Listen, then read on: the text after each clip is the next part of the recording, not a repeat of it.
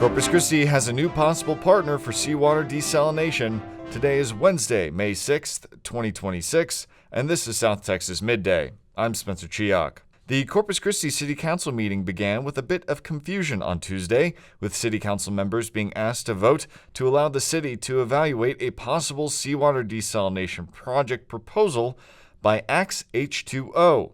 The company was incorporated in March of this year and is looking at building a privately funded 150 million gallon seawater desalination plant at or near the proposed Barney Davis location in Flower Bluff. After presenting their pitch to the City Council, multiple council members asked why Axe H2O was presenting so early in the process, and this was City Manager Peter Zanoni's response. Some of the council members wanted the full council to hear this proposal. I know their business proposal needs a lot of work. As an example, they don't have a site under contract or a site in control. They have no timeline for funding. They have no customers. Based on what Nick and I can tell, they have no experience in water delivery. And so this was not to get a presentation from them. That's why we didn't include it. But rather it's to give a general overview and then see if the council wants us in the future to look at their business proposal, which they still have to develop. District 1 Councilman Everett Roy explained his issue with the question being asked by the council. And so now I'm forced to sit there and make a yes or a no vote based on something that shouldn't have come to me. So if I say no because I don't think it's the right time, but nothing on them, then that's going to cast a problem with me. If I go ahead and say yes, then I'm saying yes to a project that hasn't been vetted appropriately. At-large Councilwoman Carolyn Vaughn had requested the presentation be made and had this to say why. Because I think the public needs to see. It would not matter if we wrapped a desal plan in a pretty package and presented to 4 of these up here, they'd vote no because it's not Inner Harbor. District 5 Representative Gil Hernandez referenced a meeting he had with the group previously, and District 4 Representative Kalen Paxson spoke highly of the possibility of the project. After 2 hours of discussion, the city passed the motion to allow the city to evaluate a business proposal from Axe H2O, with the mayor abstaining from the vote. After speaking out against the decision of having the group present at this point in the process, District 2 Councilwoman Sylvia Campos and at-large Councilman Roland Barrera voted no. At-large Councilmember Mark Scott, District 3 Councilman Eric Cantu, and Roy all spoke out against the project, but voted in favor of the motion anyway. Hernandez, Paxson, and Vaughn all supported continuing talks. The city holds no financial commitments with the company. The City Council was also presented with an update on the current water supply projects and water levels. The combined levels of Lake Corpus Christi and Choke Canyon are now at 7.8%, while Lake Texana is now 78% full after a very rainy month in East Texas. Water is also expected to continue to come from the lower Colorado River without issue. The Evangeline Groundwater Project continues to be built while Corpus Christi awaits a ruling about whether the city of Sinton has standing to contest the groundwater permits for the land.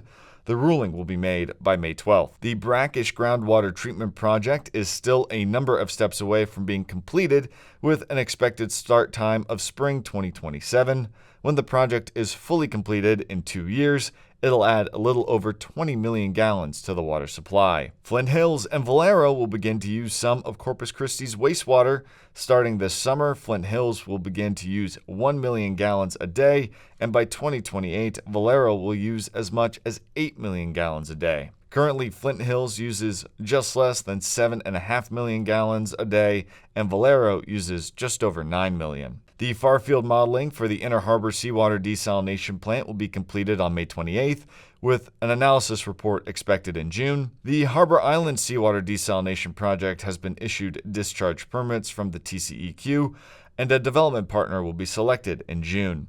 In total, 66 new water source projects are expected to be completed by 2028. In sports, if the Spurs are knocked out of the NBA playoffs, it may not be by another team. It could come down to their lack of experience in playoff crunch time. Texas Public Radio's Brian Kirkpatrick reports it's rare for such a young team to reach the NBA Finals on its first playoff run. Chris Mannix, a senior writer who covers the NBA for Sports Illustrated, says there's a clear formula for reaching and winning the NBA Finals, pointing to recent champions as examples. He says Denver and Boston took time to reach the finals and win. He says the current NBA champions may be the best example of that formula.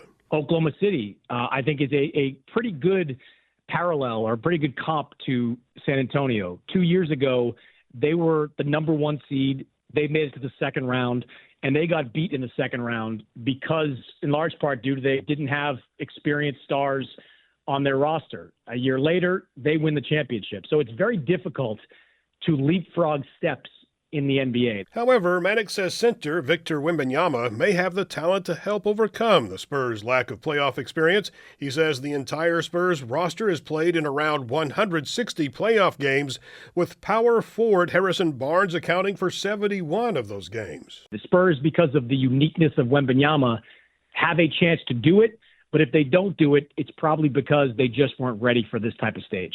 Mannix says Spurs fans are in for a long playoff run, if not now, soon, with Wemby as a cornerstone for the next 10 years, alongside players like Stephon Castle, De'Aaron Fox, and Dylan Harper. He predicts the Spurs will win a championship soon, if not this year. If this team bows out, it will unquestionably be disappointing for everyone, including and most notably probably Victor Wembanyama. But I would put my money on San Antonio winning a championship in the next 3 years. As for Game 2 against the Minnesota Timberwolves, Mannix expects Wemby and the team to shake off some of the nerves and inexperience that showed up in Game 1 when Timberwolves star Anthony Edwards returned from injury. The Timberwolves won 104-102 to take a 1-0 lead in the series. Mannix thinks the Spurs will make the necessary adjustments to get past the Timberwolves and win Round 2, but it won't be easy. I'm Brian Kirkpatrick in San Antonio.